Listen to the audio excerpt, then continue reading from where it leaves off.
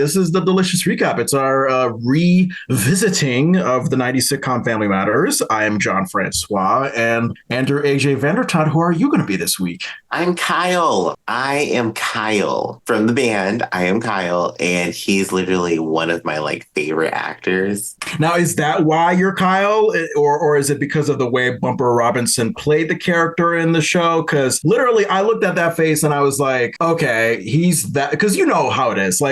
Black shows are so few and far between that whenever you see that face that has appeared on many Black shows, you're like, oh, I've seen you somewhere. Have you looked at Bumper Robinson's the IMDb? It's insane. It's insane. And one of the crazy things about it, I have seen or played or heard almost everything he has been in. Almost every single thing. Where I was like, wait. And I knew he was in Final Fantasy. That I knew right away. And then immediately when I saw his face, I was like, oh my God, he's from the Jacksons movie. And then it just all poured out. I was like, wait, what? He's in Futurama. Futurama is one of my favorite shows. Wow. So I had no idea about his impressive voice acting career. I just thought that oh yeah, I've seen him on an episode of the Steve Harvey Show or hanging with Mr. Cooper. I had no idea he's had voices in Teenage Mutant Ninja Turtles, X-Men, Scooby-Doo, Batman Beyond. It's what? And I think I usually have more admiration for the voice actors than the live action actors because, it's not as easy as it sounds,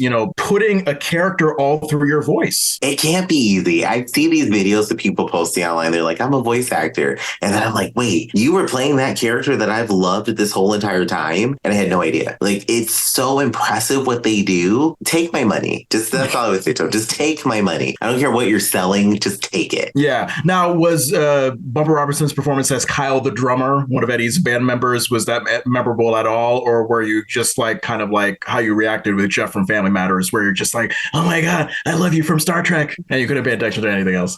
Kind of both, I'm going to say. And the reason why I say both is because the Jacksons American Dream movie is one of my favorite Black music movies. Yeah. And all I could see was him as Jackie playing the drums in the movie. So he's playing the drum in the band on Family Matters. I was like, oh my God, I love you. You're just as amazing as you were in that movie on this little TV show. So that's what made me choose being him today. Now, off the top of your head, do you know if that Jackson's movie came before this episode of Family Matters? I think it came out right after, but I'm pretty sure they had to be filming the movie around the time the show was filming because his hair and everything is almost exactly the same. So it's a miniseries from 1992. And, oh my God, our not so long ago guest, Tyron Perry, didn't she mention either her or her sisters having an appearance or some involvement in that Jackson miniseries? I think so. Okay. Yeah, because I know she went on a whole thing about meeting Michael Jackson and blah, blah, blah. So,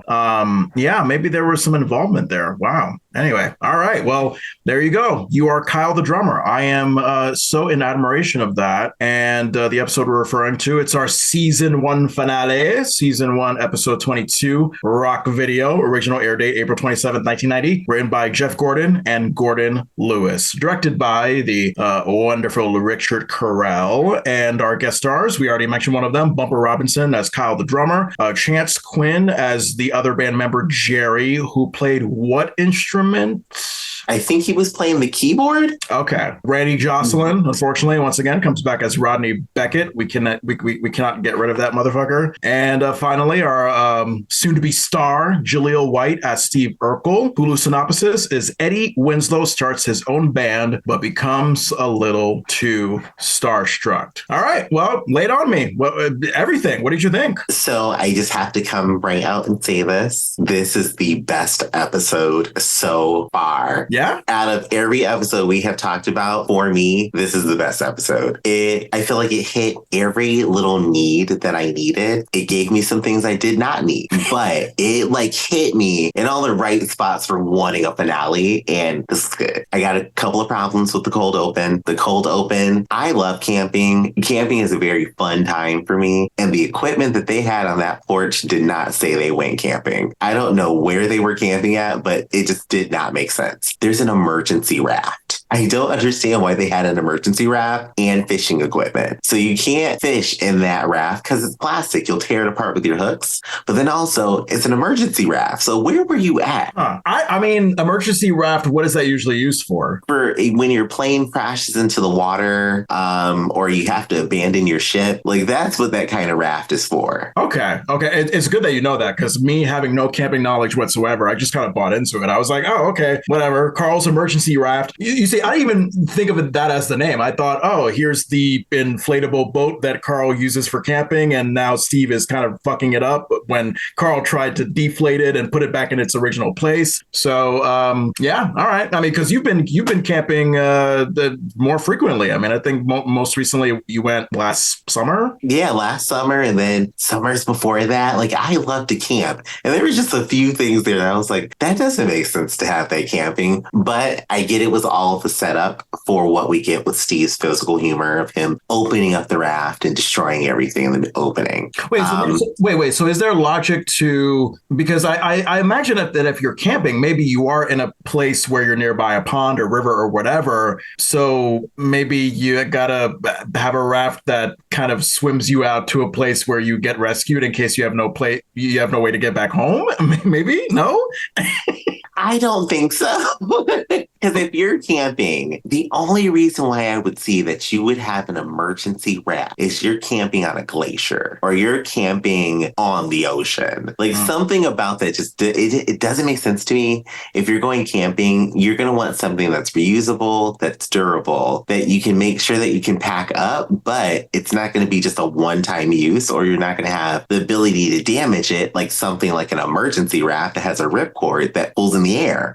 So it doesn't make sense for me. So it threw me for a loop. Okay. All right. So you had mentioned this episode provided things that you need and things that you did not need. I wonder if you could describe that in detail. Well, the thing that I didn't need happens right in the cold opening. One of the things. And that's when Urkel trips over the raft and opens it up. I didn't need any of this cold opening. We could have used this cold opening for something else. Yeah. Like, it wasn't funny. I didn't laugh. I watched it and I was like, oh, okay, I see what they did here. And it was like, okay, we got a moment. And then there's other moments in here where we get more physical humor that isn't needed. And then there's one time where it just hits just right. So it's like, that's the stuff that I did not need. Our stories, the music video and the band. I am loving the fact that we get Eddie with his other friends. We get to see some other interactions. Rodney was not intolerable this episode either. How so? How did he become a more serviceable friend this time around? He had less lines. Okay. He had less lines. And then his one actual little story that he has about losing the camera equipment and making an emergency video, or like the dangers of the girls' locker room. I thought that was actually a well thought out joke, and it was pretty funny. I got thoughts about that once I get to it. All right. So you caught me at the physical humor part of it. So the physical humor that you thought wasn't necessary, was that coming from Urkel's end? Was that coming from someone else? Like, what do you mean? That's coming from Urkel's end. So in this episode, we get 4 really big moments of physical humor from Urkel. We get our cold open, and then after our cold open, once they actually are done filming, am I thinking this right? We get 3 moments, not 4. Once they're done filming, when Eddie and Carl are having their father and son moment in the garage. When Urkel leaves the first time, that was epic. I was laughing. That was funny. And then when Urkel comes back into the scene to pick up his tripod and then knocks over the shelf, I didn't need that. I didn't need it. I didn't want it. I was like, why do we have him back again? The scene could have ended without him coming back. It didn't make sense to me. You know what? I think your opinion is a reflection of what Carl and Eddie were thinking at the time. They were like, wait, what? And especially the irony of Urkel being like, I'm so sorry. I'm going to be so quiet. You're not going to notice me. And then, of course, we do nothing but notice him. The entire time. And Carl and Eddie were very composed, and I'm surprised they did not laugh. I feel like they were on the verge of laughing the first time. The second time just wasn't needed. We got enough. Don't give us any more. That was, too much milk. Too much milk. It was too much. Too much cow juice, as you would say. And you know what? You don't even like it. So that makes it even worse. It does. You just saturated me with cow juice, and I don't want that. There was something else in this episode, and I don't know if you caught on to it, John, or if you heard it. I had to rewind it like 4 separate times, but this was something that really stuck out hugely to me. After we get the music video and we watch everybody's reaction, did you hear the incredibly loud boo somebody let out when Laura said her line? No. What? Wait, what? When did this happen? So right after they watched the first music video that Eddie shot, where it's just Eddie being the focal point of the video. Yeah. Harriette says her line, then Laura says her line. It was like something like, I didn't like it, or something, or it wasn't good. It stunk. Was that like Laura saying it stunk, and then Judy was like, on ice? Yes, when Laura says it stunk, somebody in the audience, like, you can hear it. They're like, boo, like super loud. And I thought it was somebody on the stage. I thought it was one of the actors. It wasn't. I had to rewind it to see that this was an audience reaction. And I don't know who did that. And I want to know. Sarah, our favorite Urkel fan in the audience, Sarah. Sarah's back. Sarah is back. My God. She's like, oh, God, you used Urkel for the wrong reasons, Eddie. You used him for your narcissistic pleasures. She was upset about the abuse of Steve. And, you know, I see it. I understand it. If she is our stan that's there, I thought somebody on the cast would react. None of them reacted. Like, they never missed a beat. And I don't know if they didn't hear it. It's just, it was so noticeable to me that I stopped and had to go back and find it again. I'm going to post a clip of that. I gotta listen back to that. I mean, my guess is that the cast has, I mean, because I think it was Rob Rassner, our recent guest, who talked about how professional the cast was. So maybe in their mind, it's like, oh, all right, there's a weird sound from the studio audience, but we keep the show moving. The show must go on. We'll just keep it moving like it's nothing. I'm with you there. I think that's what it is, because they didn't react. And then Judy just comes in with her line on ice, and it just all flowed very smoothly, even with that weird moment. Yeah. So any other moments you noticed? Anything that stuck out from, like, say, Rachel or Harriette or Mama Winslow, Judy? Mama Winslow got my favorite gay ghostwriter. She got him. She says quite a few lines that made me laugh. She was the star of this episode for me. Mama Winslow was the star. I mean, first we get her dancing along with the rock music with the band while they're playing, which I thought was hilarious. And then she says she's going to run off and get her tambourine to come play. Yeah. That's my grandmother. That's my grandmother. And Mama Winslow, one of her lines is actually my dessert. So I cannot wait to get to that. I have a feeling it's the same line I have. And just so you know, if it is, if Family Matters writers, I am stealing that. It will be getting used by me multiple times. Multiple times for the rest of my life I will be using, because it's that good. There is one line, and I don't think it's this one, that you have in your rating.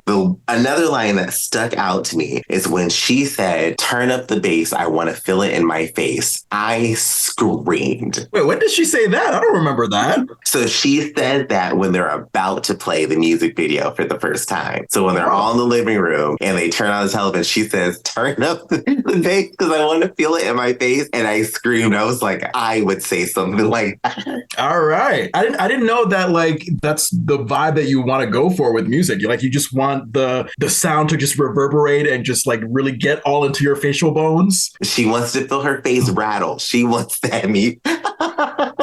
All right, Estelle, I'm down. She knows, and I just swear, our favorite gay writer got her on his mind for the script, because it just, every time she speaks in this episode, I enjoyed it. It was funny. Her delivery was perfect. Harriette has the best fashion of the season for me in this episode. Yeah. She has when she comes home from work, she has on this blue dress with black undertones on it, and it looks like the Versace filigree pattern that was really like big a couple of years ago, and it's like beautiful. I freaking love this dress. It's my favorite thing. So I have a question and a comment about that dress when we get to it. I can't wait to hear. John, did it strike your fancy, or were you like, no, girl? Oh, I was confused as to the setting into which she wore the dress. I'm not denying that it was a good dress. I mean, it was a great looking dress. I just thought that, coming home from work in that dress, I was like, oh, wait a minute. Maybe I'm getting a wrong idea of what the dress code is for the job position she has. So I don't know. We'll get to it when we get to it. Oh, we will, because I didn't think about that at all.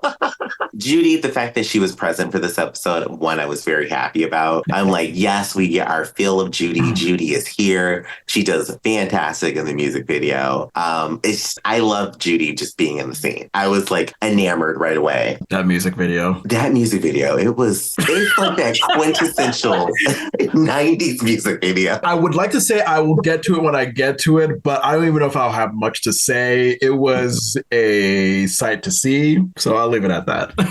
Have you ever done, well, when you were younger, have you ever done one of those like in the mall music video stores where you go in, you can pay the people and you shoot your own music video? No. I mean, I think the closest was like my dad gave me a video camera and I would just shoot fun little skits and songs with my family at home. That was the closest that I did. Okay. I kind of imagine that of doing it at home, but there's just somebody else controlling the camera. And they would have these things in the mall and you would go shoot a music video with your friends or by yourself. I did one of them, and that music video reminded me of that kind of place when I was younger as a kid, where it's like these very cheesy after school looking music videos. But I kind of like this one with the Winslows. I mean, look, it was a very choreographed, but very costumed video. It was, look, they clearly wanted to end the season in a grand way, and they did it. So I cannot wait to explore that moment again together. The last thing that really like struck my like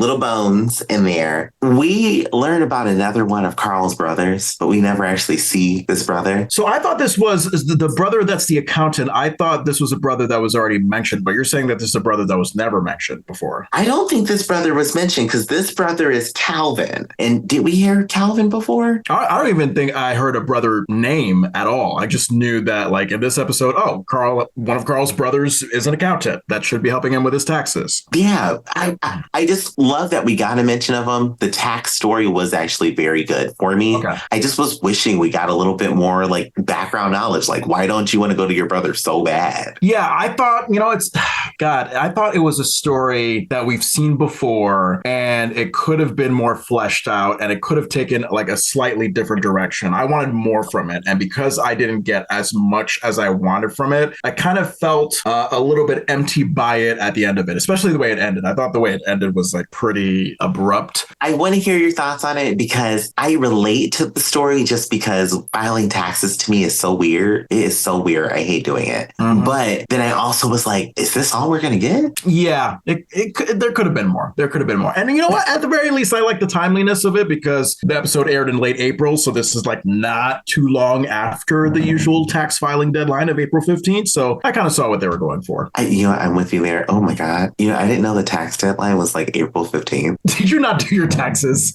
I filed my taxes like last week. Okay. Did you get a penalty fine of some sort or no? I didn't see a penalty fine, but I just always owe money. So I was like, okay. Yeah, just another day. Just another day of being Black in America. Always got to owe money to somebody. Always. But that is what I've had for this episode. That was my chunks of bits of information. Cool. All right. Very nice. Yeah, this cold open. So, Carl and Laura, we learned that they're back from a family wilderness weekend and they're happy to not have run into Urkel. And, Urkel coming right on cue after that was something that I should have expected, but I actually didn't. So I actually admired being surprised by that because this is otherwise a pretty conventional sitcom. Did you expect his entrance like right when Carl said like, oh, glad Steve is not there? I didn't expect it. So yes, that was perfect timing. Yeah. And then I loved Urkel's greeting to Laura. Hi, Laura, my little sweet potato. Like, I just thought that was very cute in his creepy, adorable, funny nerd way. Our little creepy Steve. Do you like sweet potatoes? No.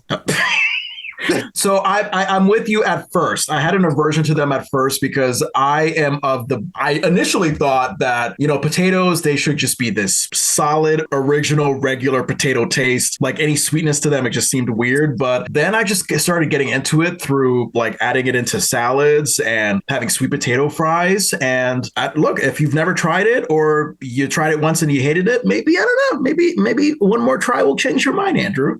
It is against my religion. It is blasphemous, and I feel like it's an attack on potatoes, and I will not be eating them. So can I ask why? What about the sweet potato is sacrilegious? It's the taste. I don't like the taste of them. It's not even the fact that it's sweet. I think it's just the fact that it's a sweet potato. Like there's something about it I don't like. All of the ones that I've had have been rather fibrous and I don't like that. And I'm not a fan. Can't get into them. All right. And then when Urkel asks why he could not come along to the family wilderness weekend, Carl claims that the forest was overbooked. Now, I know he was like trying to come up with some excuse to keep Urkel out of the picture, but because I'm taking everything so literally, I'm like, wait, can that make sense? Because like when you do outdoorsy things like go to the forest for like the weekend, I mean, is there a population limit? Like, can they like literally say like, oh, this area only allows like 45,000 people? Yeah, they can do that. So like campgrounds, during the summer, if you look up campgrounds, some of them will be like, oh, we're all booked up. There's no more space for people to come camp or something like that. And that can happen. So when you went camping to wherever you went to, was there that same kind of limit? And if there was, did you get kicked out at the last minute? So the one time I went, and this was before I knew to book in advance. Okay, side note, y'all, it is a gay campground and it was leather fetish weekend. And that's why it was booked up, but I wanted to go. And so I still went with the day pass. And then I was like, well, let's see how long I can stay before somebody kicks me out. I literally set up my tent and pitched my tent the entire time I was there. I just realized what I said. I had my tent ready the entire time I was there and nobody came and kicked me out. No, it's okay. I didn't think of the dirty suggestiveness of what you just said. I am just so caught up on the fact of a gay campground and everything that was a thing. So you'll have to tell me about that. Also, leather fetish weekend, because I'm imagining like you're usually camping during the summer where it's hot as balls and the last thing you want to wear is leather. So are we wearing leather to this leather fetish weekend? And are we surviving because it's so hot wearing leather? No, you are wearing leather this weekend, but your leather isn't really going to be covering your body. So you're not really going to be hot. Like imagine chaps with no butt. Maybe you're wearing a jock strap that's made of leather and nothing else. So there is leather, but you're not going to be like covered in hot. Got it. So like the amount of leather that you put on yourself, that is all on you. And the smart thing, of course, would be to just like, oh, hey, here's a little piece of leather on my finger, and then everything else is naked. You could do that. I mean, at nighttime, there's always a big dance party and everything. So at nighttime, you might see people in more full leather gear, like a leather shirt, pants, or something, because it'll be cooler. But you just want to wear what you're comfortable in. You may have a mask. Maybe you want to be a pup for the night. You can do that. It's a fun time. I love going gay camping, and there are tons of gay campgrounds. If anybody listening wants a list, I can tell you the best ones to go to. All right. Well, rough if the pup is the way to go. All right. So Steve is on his way out of the back porch and trips over the string that reinflates what I thought was Carl's inflatable boat, but you have told me that it's the emergency raft. Carl literally just deflated it, so now it's like reinflated thanks to Urkel. And this is one of the scenes we usually see in the opening credits, if I'm not mistaken. This is a regular scene. So I wonder if that's part of what made it unnecessary for you, this cold open, is because maybe you've seen it before, or is it just, oh, like now that I know the story behind this reoccurring opening credits scene, this is just stupid now? I think it's probably the second of I've seen this so many times that it's like, okay, I already know what's going to happen before it even happens. And then now that I have the context, it didn't really fit anything. I'm like, oh, I didn't need this. Yeah. And then Urkel gives us a did I do that after the whole emergency raft disaster. And what I noticed was that his did I do that, it was more of a throwaway, like, did I do that? Rather than like the long drawn out read in my head, did I do that? Like that kind of thing. I don't know if you picked up on that or were just like, whatever, it's a catchphrase. I noticed it. I was like, is he trying to refine it? Because he ends it with like an upward inflection and it sounds weird. Nonetheless, it was said. I think the only time it's said in this entire episode. This is the only time I'm going to acknowledge the opening credits, because I just want to say that we are at the season finale and still these lazy motherfuckers have that Shadow Judy family dinner table scene. I feel like it's been maybe like a year or so since we talked about Shadow Judy at length, and it's still there. We started recording recording this season in October. As we are recording this, it is May 13th. And Shadow Judy, as much as I loved her, please, I'm hoping for season 2 to start fresh. I hope they do something because I noticed that. I'm like, she is still there and they're not going to do anything about that. Oh my God. It cost so much money to redo the opening credits in the same season, I guess. So, I guess we'll have to wait. But then we get to scene 1. Carl is appearing to pay bills in the kitchen. That's what I first thought. Laura and Judy finding it to be a frightening thing. And I thought like, oh, here we go again. We have the trope that we've seen way back in episode 2. Carl, oh my God, Dad is paying bills. We need to step back. Mm-hmm. I immediately had the flashback. Now, when you saw that in this episode, that return of it, were you like, all right, sure, I'm on for the ride? Or did a part of you just think like, bitch, we were at this ride before? I have to say, I was actually surprised that we got Carl at the table doing something with papers again. And then when I was like, oh, it's bills, I'm like, how am I going to laugh at this? I was excited for this. Yeah. And then, but I do love how when we get to the moment where Carl reveals he's actually going through taxes, remember when Laura was relieved? Like, oh, okay. Like, that's actually better. Like, I would argue that doing taxes is just as much, if not more of a headache than bills. Yes, that's why I didn't pay my taxes for 5 years. And government, I paid them. I am back on track.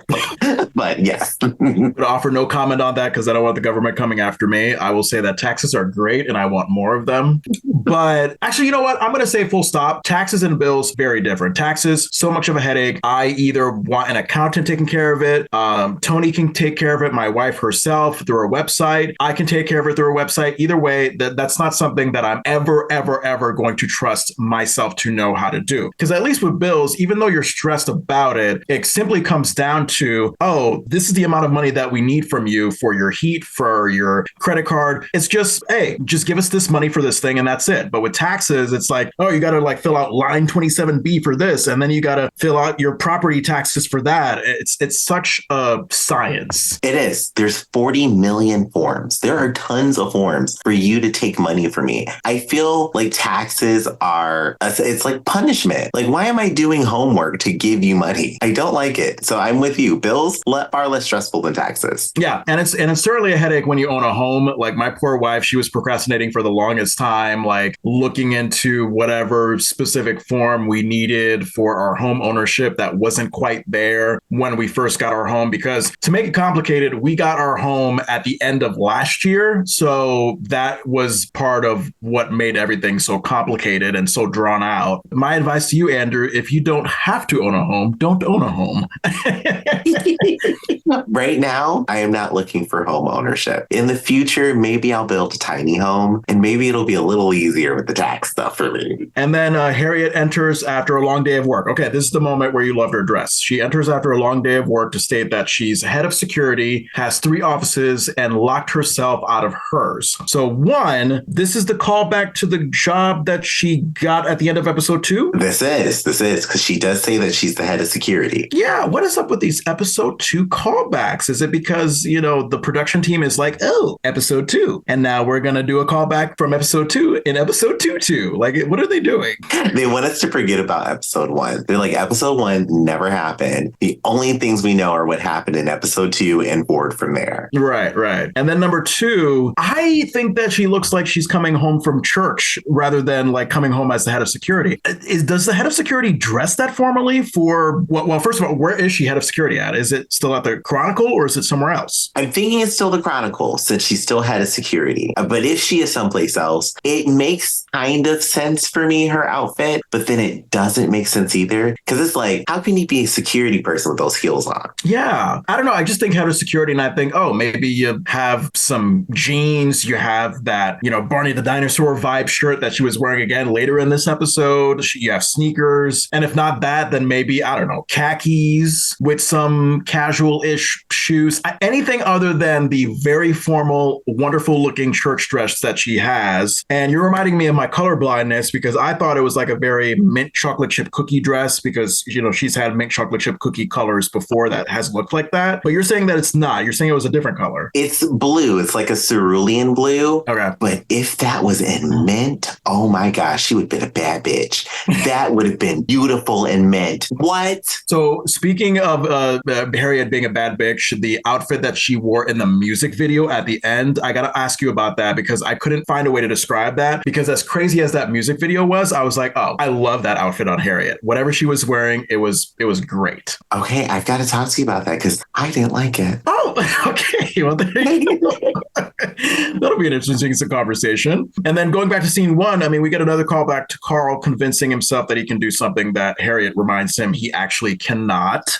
First, it was handyman work, and now it's taxes. We have this particular exchange as an example when Carl says, Harriette, are you implying that I cannot do taxes? And then Harriette was like, oh, no, honey, I'm not implying. I'm saying it straight out. Harriette is eating in this episode.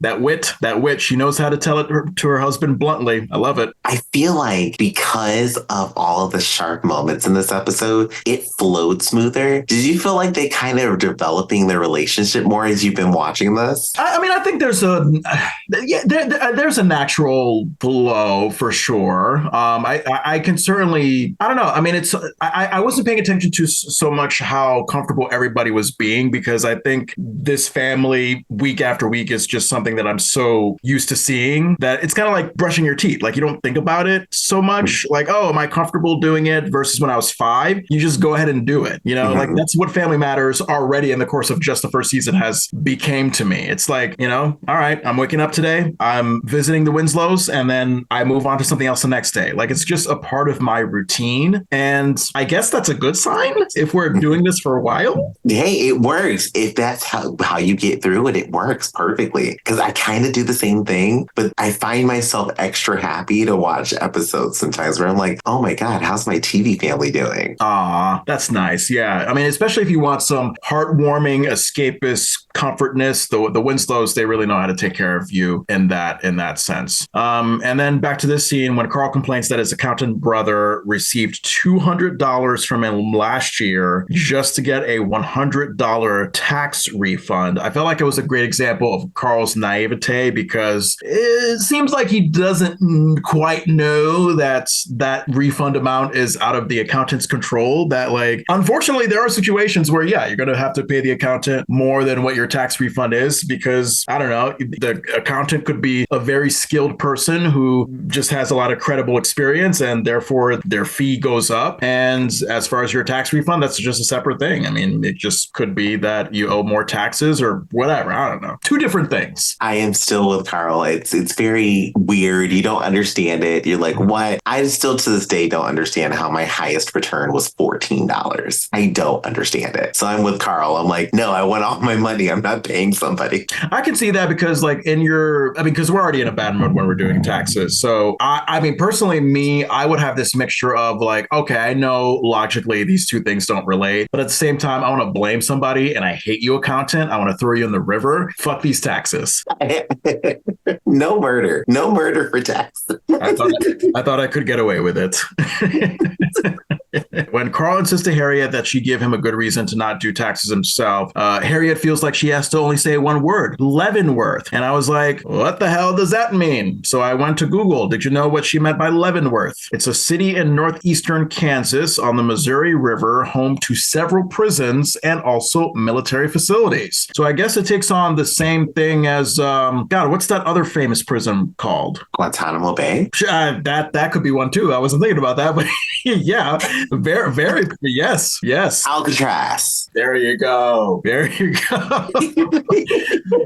Alcatraz and Guantanamo. I mean, they're like peanut butter and jelly. And then Carl insists that all he needs is peace and quiet. And Harriette guesses she shouldn't have told Eddie that his rock band could practice in the house. I know that we were already set up for Eddie's band being the main story here. I just felt like the setup to it was just very out of nowhere. Did you feel that? Where it was just like, wait, what? Okay. So we are introduced to this tax thing. We are led to believe that we might be marinating in this tax story for a little bit. And all of a sudden, oh, okay, we're pivoting to Eddie's band. Yeah, I thought it was abrupt. Like it was this big shift to a story I didn't see coming. Did we get any point throughout this 22 episode season that Eddie is into music, has a band? I don't think so. No, never. I mean, not a fully fleshed out story, but just something, just seeds. Like, because all I know about Eddie, like, okay, he doesn't really like basketball as much as Carl does. He is obsessed with girls, like any dumb male teenager. And he doesn't know much. He has a produce job. Like, these are little things that we picked up on. But yeah, Eddie being a musician that plays with his friends in the garage, like, okay, I would have loved to have known that in advance. Yeah, I don't even think there was a guitar hanging up in his room. Probably not. No, just a bunch of Michael Jordan posters. And we go into the living room where the band is playing. I'm immediately wondering why the heck this band is playing in the living room. Because there's a garage. Like, I don't understand. Like, even for Harriette, I'm like, woman, no, this doesn't seem like you to allow this whole band set up in the living room. Like, make them play in the garage. That's where all that shit goes. I agree 100%. Because I'm like, Harriette, you had to see these kids bring in these big amps and speakers. Why not tell them the garage in the first place? It would make the story flow a little smoother too, because then Carl would have had to go outside to figure out what the noise was. Right. I feel like like Eddie and his friends having all these instruments brought into the house. I'm thinking Carl might have been around for all this. How he would have not noticed all that activity being brought into the house, I don't know, but it happened. And you know what? It's funny because this was around the time that I was wondering if Mama Winslow was going to be in this episode, since like toward the end of the season, she hasn't been as much of a presence. And then boom, look at her. She's dancing in front of this band like the awesome grandma groupie she is. Grandma groupie? I am putting that on a t-shirt. It is getting made. And you know what? I don't even think it's a new thing. I mean, because I have to think that there are a lot of old people in their retired age when they're not doing much. I mean, we already see it to Mama Winslow. I mean, she's got time to go out with the girlfriends on a cruise to maybe Guantanamo Bay. I don't know.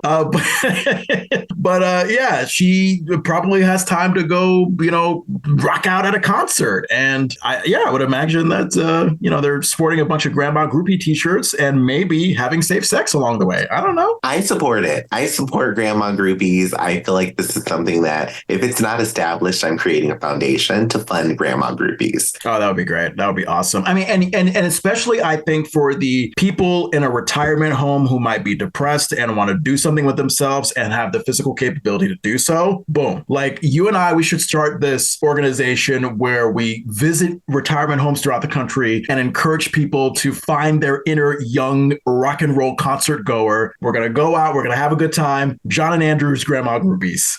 I got you. We will have a limited liability form and I will make sure that you sign it. Oh, yeah. We have to have liability. Yeah. Because you know what? We can't play around. I mean, a 95-year-old person, they could literally lose their life rocking out the way we want them to rock out. So yes, liability is key.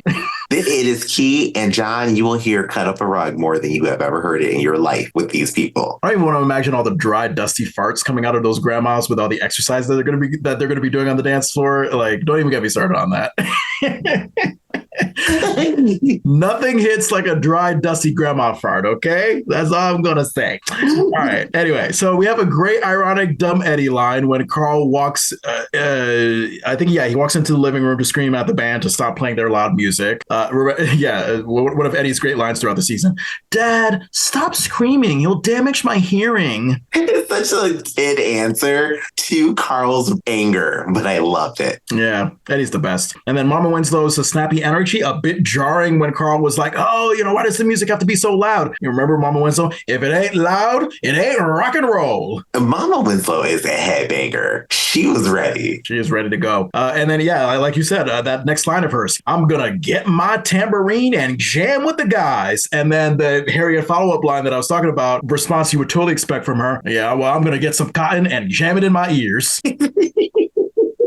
Harriette's delivery. Harriette and Mama Winslow, did you notice how they play off each other in this episode? Oh, yeah. Especially when it comes to Carl and doing taxes. I'm going to mention a moment that I think you remember. Oh, it's going to be so great. They're basically the same person. And how ironic, because full circle from, hold almost full circle from the beginning of the season, because remember, like the whole thing was like Mama Winslow moving in, and Carl is anxiously worrying about like if her and Harriette are going to get along, and they kind of don't for a little bit, and now by the end of the season, it's they're practically girlfriends. They have just grown and just, oh my God, I love seeing the two of them together. It's rare that we get them on this like team up energy, and I'm loving it. They're tag teaming, baby. And then Eddie reveals that the band is practicing for a video that they want to put together for the Chicago Teen Tracks show in hopes of winning the $1,000 prize and maybe getting on MTV someday. Back when this was 1990, so this was a couple years before The Real World. And I always think of The Real World as the moment when MTV became the reality show MTV that we know today, where it's not so much music videos anymore. So I think, 1990, I think this is when MTV was still music MTV. Mm-hmm. Okay. All music all the time. Yes. And then, and I'm not surprised. Here we go. Fun, artistic, free spirit Aunt Rachel. She's got her head all floaty in the sky. She's got ideas. She doesn't know how to follow them through smartly, but,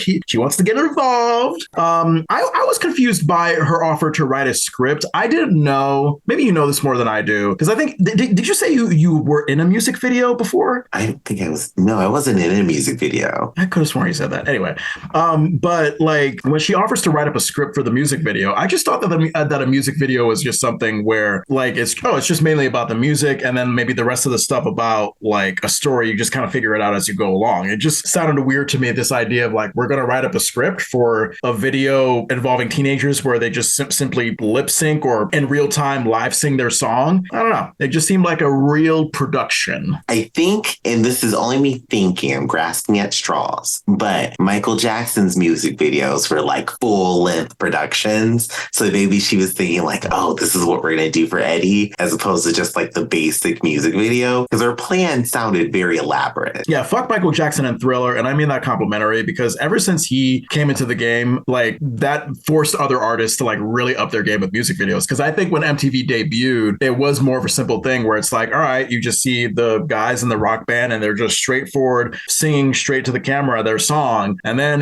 fucking Michael Jackson comes out with, the Thriller shit. And all of a sudden it's like, oh, wait a minute. What? We got to do like a 3-minute movie now? Okay, I guess we have to do that. Thanks, Michael Jackson, for setting the high standard. I mean, now you got like 10-minute productions for one song. So Michael Jackson really did a thing for us. Side note, did you see the pictures from the new Michael Jackson biopic that's about to come out, I think, like next year? I think one of his relatives, maybe his nephew or something, is going to play him. Did you see that picture? It looked pretty accurate. I didn't even know there was going to be a biopic for him. I've got to see this trailer. There's going to be a lot of pressure on that, so they better get that shit right. They better, because I love Jackson's An American Dream. And if you can do better than that, then I'm sold. Mm-hmm. And then we go back to Aunt Rachel in this scene. So we know that Rachel she's had a lot of ideas that have not exactly followed through quite well. I think the big thing that came to my mind was the Baker's Dozen episode where she was like, hey, let's start a lemon cream tart business, Carl. 12,000 tarts in one weekend. That will work totally well. So now I do feel that Eddie should be cautious about her involvement, but because he's stereotypical dumb Eddie, he's not. He's just like, oh, sure, Aunt Rachel, just write up something, whatever, we'll be fine. And this is where we get the setup for conflict when Rodney is confused and tells Eddie that he thought the band would handle the video script themselves. And Eddie insists that since he put together the band and wrote the songs, he makes all the decisions.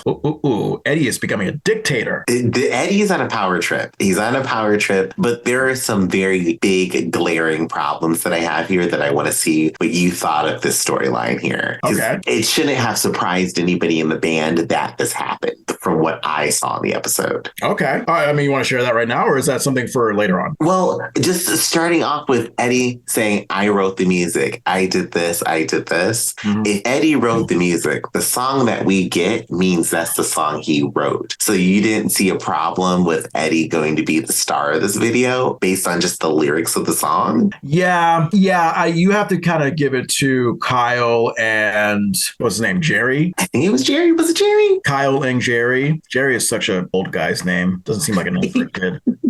Yeah, Kyle and Jerry. Yeah, you have a point, because if the song already clearly implies that it's all about the Eddie Winslow, it's the Eddie Winslow show, then if Kyle, Jerry, and Rodney didn't already see what was coming, then, what the hell, guys? You got a brain? Very true, but then these are also Eddie's friends, so... Yeah, that's saying something. Eddie doesn't exactly keep the most intelligent company, so... And then we go right to scene 2. I mean, I assume we're in the Winslow House garage for this one. We have Eddie. We have 2 of the band members. We already know them, Kyle and Jerry. Rodney is missing at the moment. Eddie is asking impatiently where Rodney is, because they've got to shoot this video ASAP before the contest deadline. And automatically I was wondering where their camera operator was. I was like, who the fuck is shooting this video? Because that wasn't established. Like, these guys think they're just gonna perform music to just space, and then automatically it'll just be recorded. Like, I just didn't get an immediate identity as to who was operating the camera. John, I didn't think of that. I did not think of that.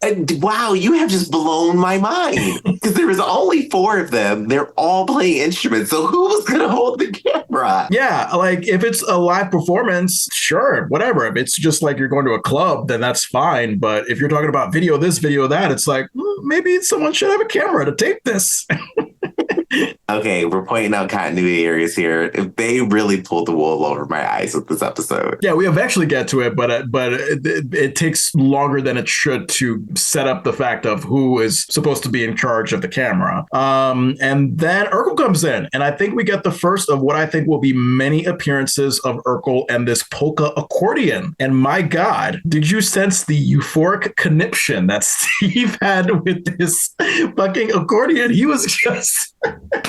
You almost had like fucking Ray Charles vibes, just happy, like just his face like flowed back up behind his head, and he was just so enjoying this, man. Anytime Steve plays the accordion, I laugh. It's my favorite thing that Steve Urkel ever does in the entire series. This was a golden moment for me. Yeah, he was just playing the shit out of that thing. So go Steve, man. And I loved his genuine confusion when he offers to play the accordion in Eddie's rock band, and Eddie says no. Like, Steve is just like, why? Too hip? Like, I mean, maybe you thought differently, but I felt like he was just completely genuine with that. And this ties back to what I like about Urkel, is that, like, yeah, he could be weird, creepy, funny, nerdy, goofy, whatever, but like, there's such a as the show goes on, there's such a lack of insecurity for the most part. There's such a straightforward assurance to his goofy weirdness that I just end up respecting him for that, because it's not easy to pull that off when you are labeled as the nerd, the dweeb, you know? Yeah, he doesn't care. He's got this, I'm Urkel and I'm going to be Urkel forever. And he is just confident in his skin. And by the way, I think an accordion in rock music would probably be really good. It could be something.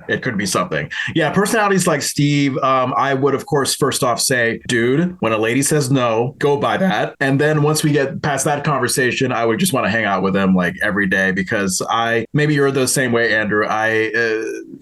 Probably based on my theater background, I'm just drawn to like the weirdest, quirkiest people. Like, anytime someone can just, make me question things, or say like weird off-color jokes, or just have like very eccentric energy, like just, you don't know where the fuck they're gonna go. I'm just like, who the fuck are you? And let me like jot notes on you and ask you questions. I am attracted to people like that, where I feel like I'm slightly in danger and not knowing if I'm going to make it home, but I may have a great time. Yeah.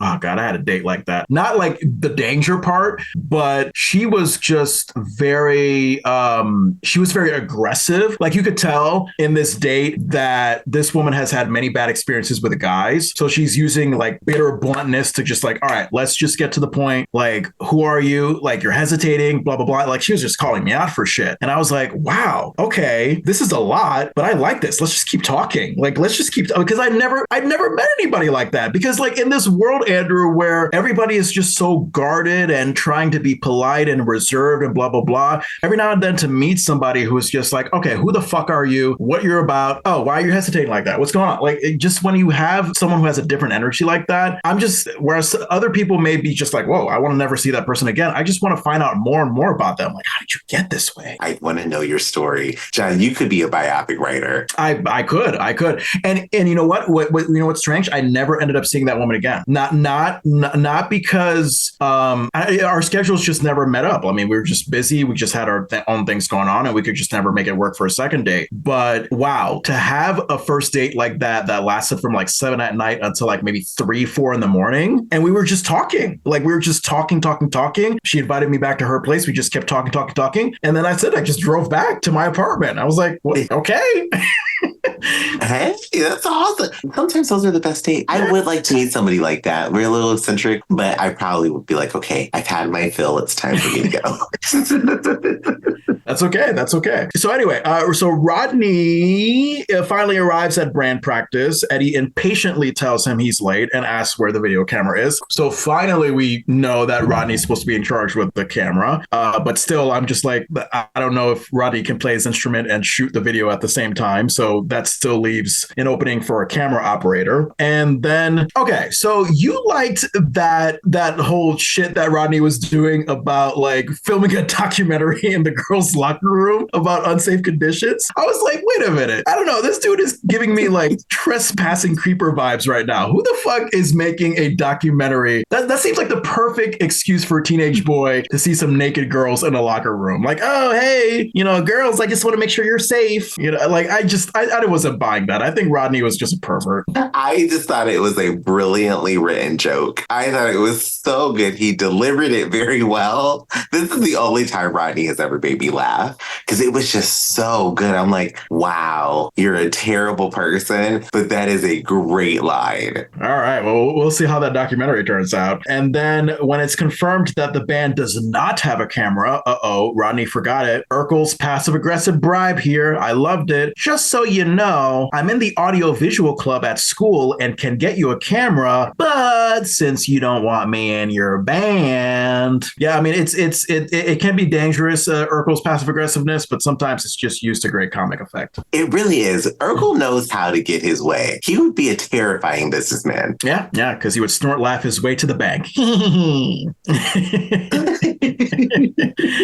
All right, Eddie clearly should not be the one making decisions for this band, I think, because when he asks Urkel if he could be the cameraman, how is that going to make sense? Because Urkel wants to be in the band. He wants to play the accordion. Someone's got to focus on just operating the camera. So Eddie, throughout, he's just narcissistic, badly impulsive decision maker. Bad. He didn't think it through. I thought it was weird, but I didn't understand. Maybe you got it. Why Urkel and this accordion, they thought it would work with him being in the band and him holding a camera. Because I was wondering that too. I'm like, how is this going to work? Nobody's thinking anything through right now. Yeah, I don't know. I mean, it's Urkel maybe thinks he is more Superman than he actually is. And then the band lets Urkel in on the action. They finally relent. And Urkel excitingly exclaims that they will not be sorry while knocking over the microphone stand and causing that horrid feedback sound. And of course, just adding to the insanity, Urkel's just snort laughing as that feedback sound is happening. Anybody who laughs during that kind of sound that will make your ears bleed, lock him away.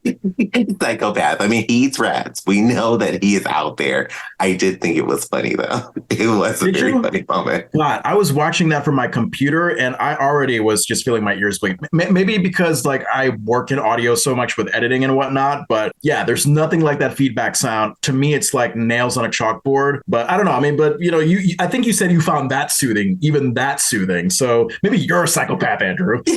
Possibly, because I laughed and I thought it was funny. And I felt very confused about Rachel not being in this scene. I was just like, wait, what? Because it seemed like there was a complete forgetfulness of Rachel's enthusiastic contribution. Like, did she just suddenly forget about this contribution that she wanted to make so she could go out with a guy that she would see for 2 seconds? I don't know.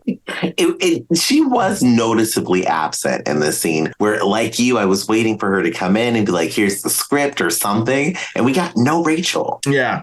So we eventually get it, but we don't get it quick enough. So we go to scene 3. We go back to our B story of Carl going through taxes in the kitchen table. This is what confused me. So Carl is not only going through taxes in the kitchen, not only do we get back to that, but he's at a different table that I've never seen before. This table is positioned to the left of the wall telephone near the swinging door. Now, am I crazy? Has this table always been there? Because I've never seen it. I didn't pay attention to that. I don't think there's ever been a table over there. Yeah, but somehow there is. I just found it funny that like Carl was doing his action at the main kitchen table just fine earlier, and then all of a sudden it's like, oh wait, we have a bonus table. All right, I guess we'll just accept that. Oh, wow. I'm going to watch it again so I can see it. But wow, they've got multiple tables like ropes. So I guess the PSAT tax table is the main kitchen table, and the ultimate SAT tax table is that other table. Oh, that's the master desk. I see what's happening. Yes, indeed. And this was a big way to go, Carl moment for me.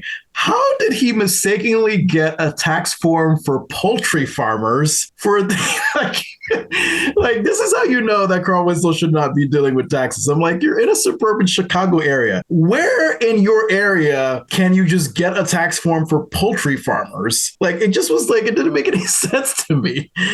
I looked it up and it's a real form. It is a real tax form that's out there. But like I don't understand. Where did Carl go to get these forms, and why did nobody help him? I mean, I know there's like middle of nowhere rural parts of Illinois, but like based on where they are in Chicago, I would assume that they're like hours away from that. I don't understand. I mean, did he go to like this weird poultry plant that's located in Chicago and mistakenly picked up a tax form while talking to one of his poultry farmer friends?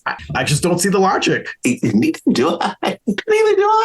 I'm thinking into it more now. I don't understand how he got this form. Carl looks like a man that loves chicken. Maybe he just picked up the chicken in the best place where chicken is from and just thought, hey, here's an application for more chicken, but it just happens to be a tax form for poultry farms. I don't know. It just doesn't make sense to me. It just does not make sense to me. God. Anyway, so I'm surprised that Mama Winslow was not as specifically insistent as Harriette to Carl to just give up and call his accountant brother, because, you know how Mama Winslow likes to shit on Carl. Like, oh, Carl, if you did things like Calvin or Frank did, you'd be a better person. Yeah, I expected Mama Winslow to be more like that. I kind of like that she took her little step back in this episode. And she did it both figuratively and literally, if you remember.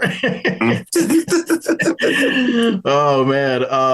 And you know what? Honestly, I am mixed about Harriette and Mama Winslow not supporting Carl's efforts. Like, on the one hand, I understand them wanting to give Carl a dose of reality and just say like, hey, Carl, let's face it, none of this family should have their hand in doing taxes. But on the other hand, I kind of feel for Carl. I kind of feel that like, okay, if he's driven enough, if he's so determined that he could do this himself, maybe try to help him out a little bit in this journey. What do you think? I can't agree with that. Okay. I'm going to have to let you do this one on your own, or I'm stepping in because this is our money and we need to make sure that this is done correctly. So maybe if Carl was like, hey, I'm going to go take a class and learn how to do taxes, then I'm going to be your biggest fan. I'm going to support you all the way. But if you just think just out of the blue, you're going to file these on your own, not a chance in this world. A reasonable point. All right. And then when Mama Winslow tells Harriette that when Carl has his mind set on something,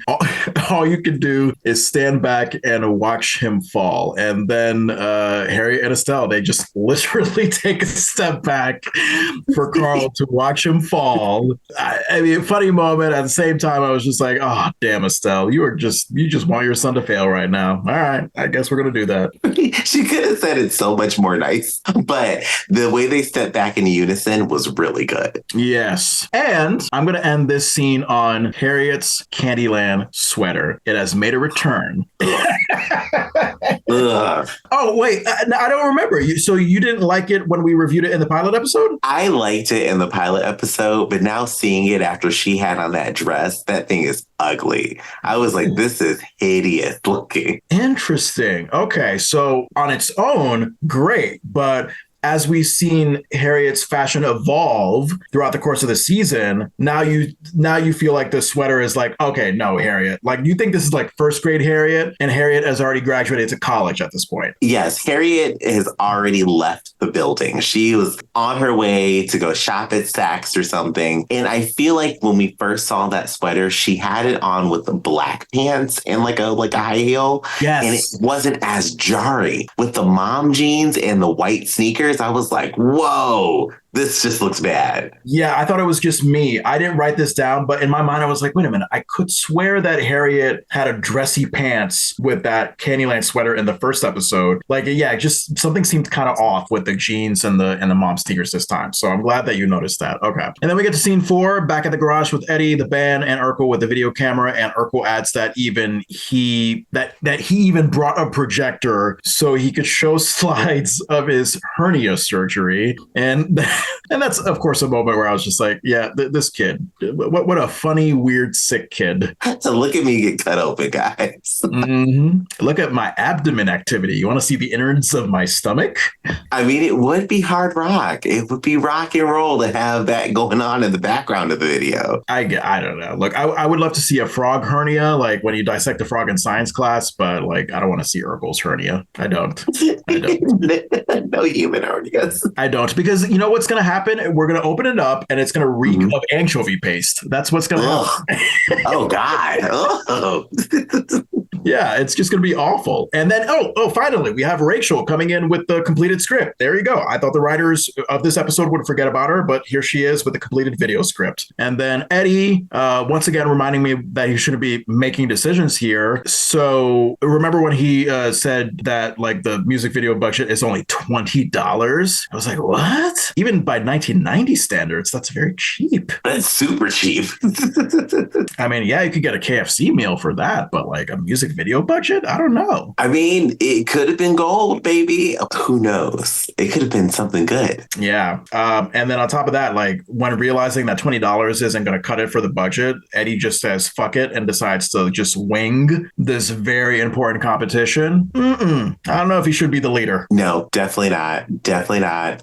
What did you think about Rachel saying that she had camels for this video? So when she asked what the budget is, and then they say what the budget, she's like, well, that goes to camels. I do remember her like mentioning she had a vision for this video, like it's gonna be like all this like smoke and whatnot. She mentioned camels. Like how would camels fit their rock video? I have no idea. Her script sounded like it was gonna be insane. Okay, you know what? My only guess, and there was a meme about this that I saw. So this wasn't I don't know if this was in rock so much, but like in the 90s and 2000s, there were a lot of music videos set in the desert. A lot of music videos set in the desert. So I think that's what she was referencing. Like, especially of the hip hop and R&B kind. For some reason, people thought, like not even hip hop and R&B, like country music stars like Shania Twain, she had a music video in the desert. Why did people think, was it like a symbolism for like, oh my God, I'm so hot and sexy? Wow, I never thought of that. Oh, maybe, like have a heat stroke with me, daddy.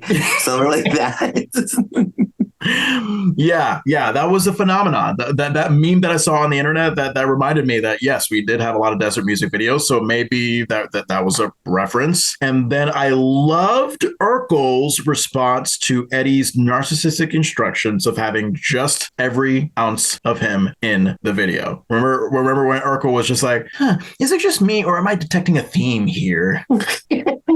You little jab. Urkel knew that this was going to be a train wreck, but I love that he did not try to stop it. Yeah. And speaking of Urkel knowing it's a train wreck, I think this is my last moment about this scene 4. What did you think about Urkel's pop culture reference? So Urkel agreed with Eddie's instructions to his face, but privately he says like, this is going to be the biggest bomb since Howard the Duck. Did you see Howard the Duck? I don't know who Howard the Duck is. So, and this is great because I didn't know what, do you know? I know what Howard the Duck is. It's this weird movie with this like duck detective or something. Something like that. It's a reference to a 1986 movie that failed with both critics and the viewing public. Like everybody just hated it. And I just found it weird that, I mean, even by then, I mean, it had been 4 years since the movie passed, but I guess it was just such a legendary bomb that it's still counted as a relevant pop culture reference. But I don't know. I wouldn't imagine that a 2024 audience would be like, ha, yeah, I get that. I don't think anybody in 2024 has seen Howard the Duck, at least if you were born in close to this time. Wow, yeah. You want me to give you the description? Yes. I know what Howard the Duck looks like, and if I find a good picture, I will post it on the socials so people can see if you don't know what Howard the Duck is.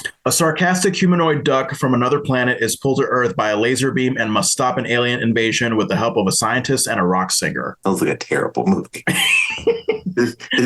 And it was a 4.7 out of 10 audience rating. Howard the Duck. Oh, dear delicious listener, with this being the end of our season, obviously there's a lot more to say. That wraps up part 1, and we hope you can join us for part 2.